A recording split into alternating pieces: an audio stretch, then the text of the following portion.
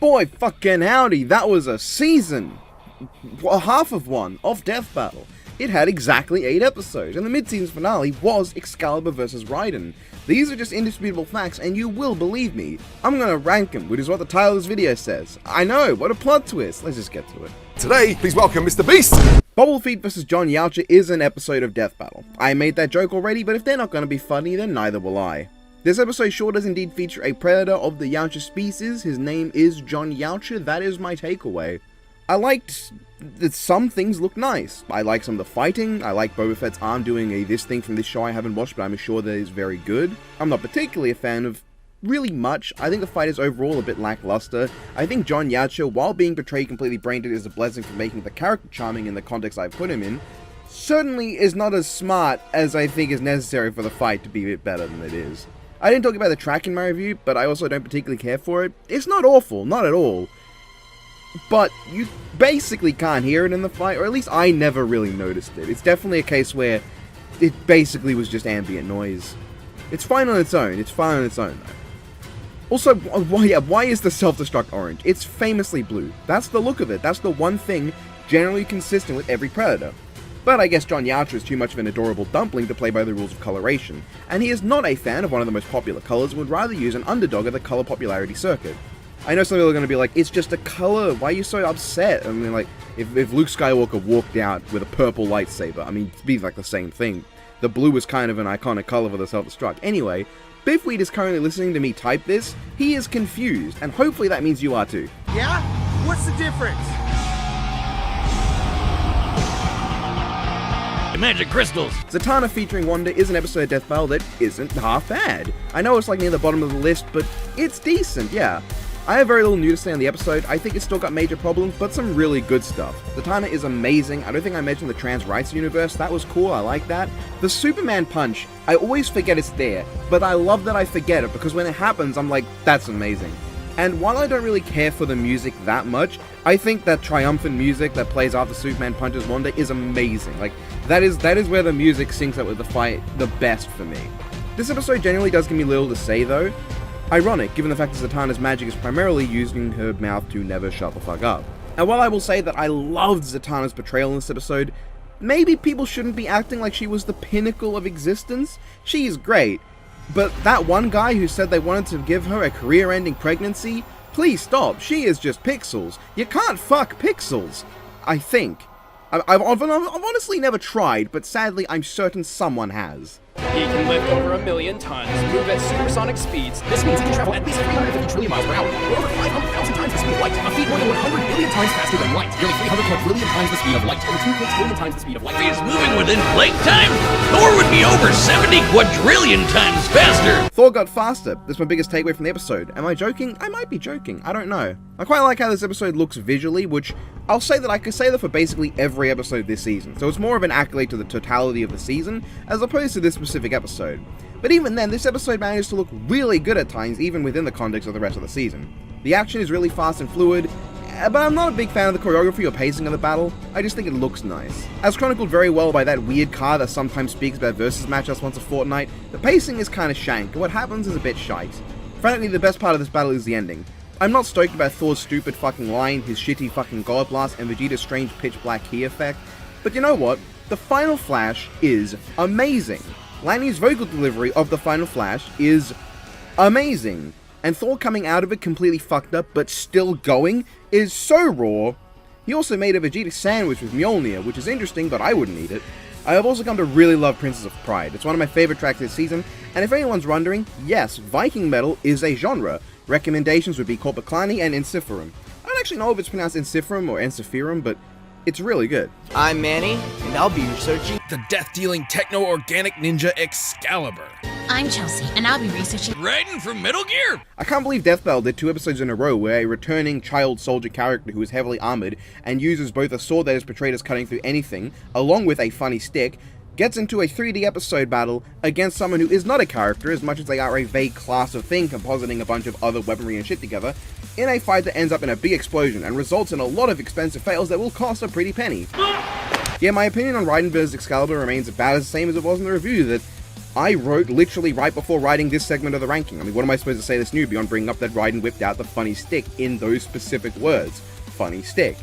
I guess Excalibur's not really a character, so we're gonna name him Philip Excalibur. Is that okay with everyone? Sure. It's still a solid episode that doesn't have much of choreography, but makes up for it with accelerating speed and action. I'm still not a fan of the ending, like, not like just the kill. Like, the kill sucks, obviously, but the build-up was great. I just feel like the sudden, like, fucking Tenno, whatever thingy, Warframe dickhead walking up at, it's just weird. Like, it confuses me. What else is there to say? Here's to Armstrong getting in someday. Oh, and Jetstream Sam. He is literally half of the most biffweed-coated match this side of the Deep versus the Deep Sea King. I quite fucking like Harley vs. Jinx, I'll be honest. I think that's some really, really good animation. I think the colors overall for the episode are a highlight. It looks really pretty, and the neon lights and bright colors, especially on the characters themselves, pop extremely well off the dark backdrop. Overall, the fight is fairly free of jank, probably the least janky SFM Blender episode we've ever gotten, and is pretty well choreographed. It has some really good gags, and aside from one or two, they don't really break the flow of the fight all that much. Jinx's personality shines through pretty well, and Harley doesn't make me want to replace my eyeballs with my testicles, so that's great. Anytime with Harley where I don't feel the need to make a brain slushy with myself in a blender is much based. I was going to be very based, but autocorrect decided that much based was the correct way to say that. I like the music and how it plays into the fight. I especially like that at the start of the fight, it's actually diegetic music. You can hear with the effect added that it's actually playing within the context of the world. That's really cool. I also really enjoy the trippy visuals of the Joker Venom. It's trippier than Wanda vs. Zatanna, which is very mixing my feelings, but overall this was an absolutely amazing sequence. And I love the way Jinx grabs the camera and then shoots through it with her gun. That's great. Overall, this is a very good episode, and I liked it a lot. I have shockingly little to say on most of these. I mean, unlike some people, my opinions don't change much. They're my opinions. But I definitely do think this episode is great, and going back to it, Noodles. Don't noodles. Senile fucking turtle. Jonathan vs. Tanjiro is a really good episode. It plays into the strengths of both characters very well and delivers some of my favorite vocal deliveries in the entire season. Any of Jonathan's shouts are worthy of being the shout for the killing blow, and he still manages to have a great killing blow shout within the context of his already stellar performance. Tanjiro is also there. I don't really care about him much. I think the entire way that ending is paced, written, presented, and overall animated is incredible, aside from Jonathan standing there like an absolute lemon, while Tanjiro swings at his motionless sword like a gibbon. This is now Lemon vs. Gibbon. Only I can make Tanjiro vs. Jonathan turn into that. Aside from a few moments, I think the work on Tanjiro's effects is super nice and looks great, and Jonathan's Hamon also is really glowing and cool. I am glad that Jonathan also wasn't restricted to his sword. He does use it probably a bit more than I think most people would expect for a Jonathan fight, but he gets plenty of times to throw hands with his fist, to show off his brute force, and even ends the fight with his bare hands as opposed to his sword. Yeah, I'm not a fan of the tears at the end, but I appreciate how the sequence plays out, and I think the hesitation from Nezuko is a great way to have a bit of an ambiguous ending. This is a very solid episode that I think goes hard on going for character moments, and I really appreciate that. And sure, the trend nowadays is to just slap two superheroes together and have them duke it out. Magneto vs. Tetsuo is an incredibly good episode. The overall quality is astounding, there's very little to criticize, and aside from a few oddly slow moments, it remains a very good looking and very well animated fight. The writing, though, is really the standout here. It comes across really well like an actual crossover between the two. Their interactions, the way Magneto holds back for most of the fight, the creativity he uses when he gets serious. Magneto absorbing the Big Bang is fucking awesome, especially when he fires it back out. Tetsuo and Magneto are on point as characters, with Tetsuo's aggression and beta cuck energy, and Magneto's general calmness. The way he sees Tetsuo as a child, but his opinion of him as a person shifts from him being some idiot upstart doesn't know better, to someone in genuine mental anguish and pain that he should help. And befitting Magneto's general role as a morally ambiguous villain, he isn't super cheery or really kind when he's responding to the thank you. He's just blunt and genuine. I can respect that.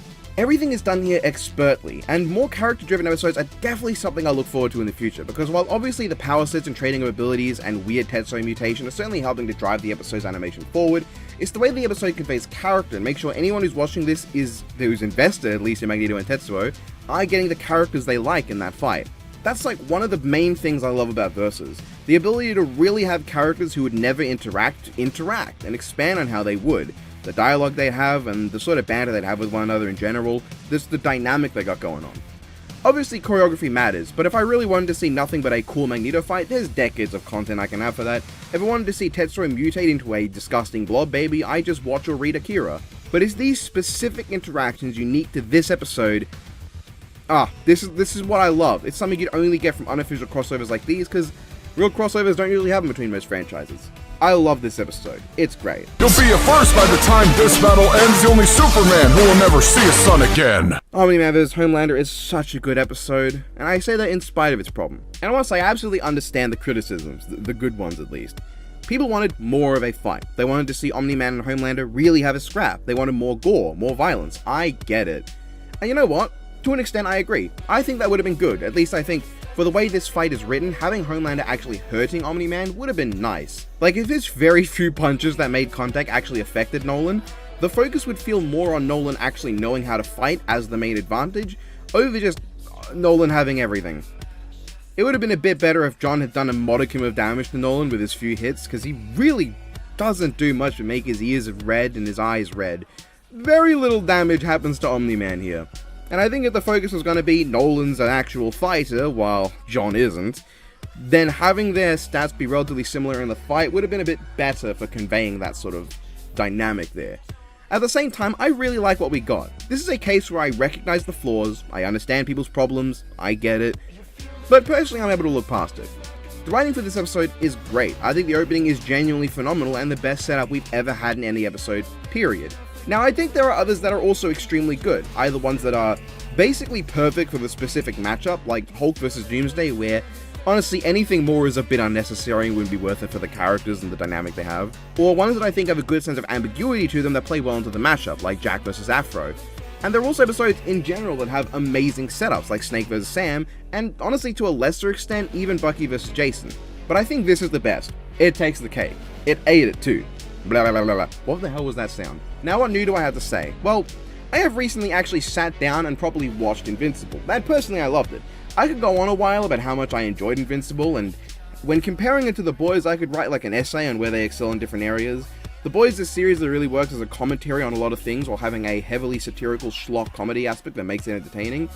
You don't have many super complex characters, but the characters you do have serve to accommodate the story, the jokes, the progression of things, and importantly, the social commentary. Importantly? That's not a word. Invincible, meanwhile, is far more driven by its characters and story over commentary.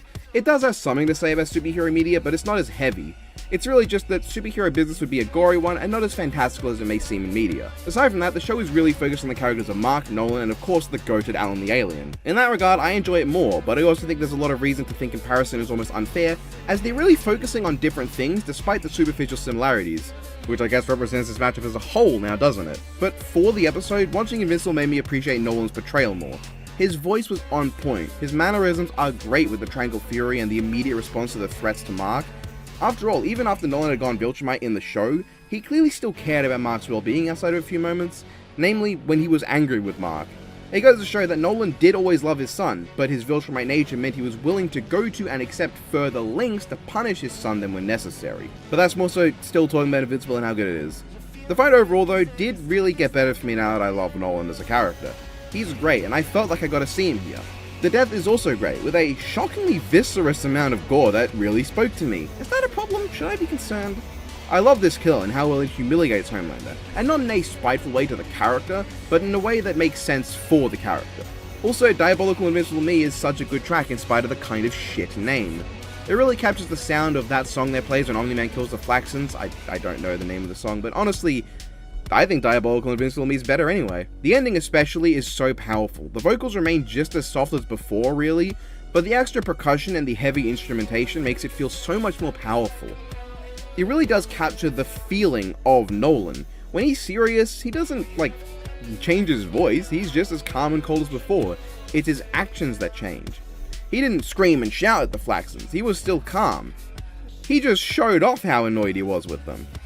The only time he ever really shouted was at his son, because he didn't want to fight Mark. He was just justifying his own actions with his words, while also trying to convince Mark at the same time, and then the turntables on him. And this song plays to the strength of Nolan as someone who doesn't need to posture or bolster like John, he just does things. The track is phenomenal, genuinely. And so is this episode. I wish I was in a better mood when I made that first review, because it would have probably been funnier and more detailed. Mostly just more detailed. Funny is not my strong suit. But I'm glad I got to spend a bit of time out of this video to get into those feelings, especially now with added context for Nolan as a character. And with how this episode played out, I'd actually really be interested in seeing Nolan return someday. Once Invincible's show gets more in line with the comics, I'd be okay with seeing him come back to fight another character in a battle that's more of a direct confrontation and gets to show off Nolan's raw nature and brutality. I don't mean that in terms of killing, yet he got to show that off fine. I mean in terms of how far he's willing to go to win, and how little of him needs to be left hanging on his bones to keep fighting. That was this season's first half, and aside from a few episodes that I didn't care for, this was a great first half. I think the episodes have consistently been very solid, with one of the best lit and colored episodes, one of the best episodes in terms of timing the fight with the music to enhance the scene, one of the best written episodes, and one of the best characterized episodes. This is a really good first half. While for personal reasons that I don't want to get into, I can't in good faith say I'm hyped for the second half, that's not at all because of the season itself. This season is great, and in a year where my general life was doing better, I'd be fucking beyond excited for what's to come. The revealed matchup at that weird concert all the lads were at still isn't publicly revealed, so I won't say anything about it beyond I'm interested in seeing how it will go. I can only pray we'll get an episode of Omnilanders quality, but for a matchup I really loved. Something that will light up this year for me in a really personal way that'll make it all much better. I don't expect that, because I don't want to put unnecessary expectations for what this season will deliver onto myself, but I can only hope, right?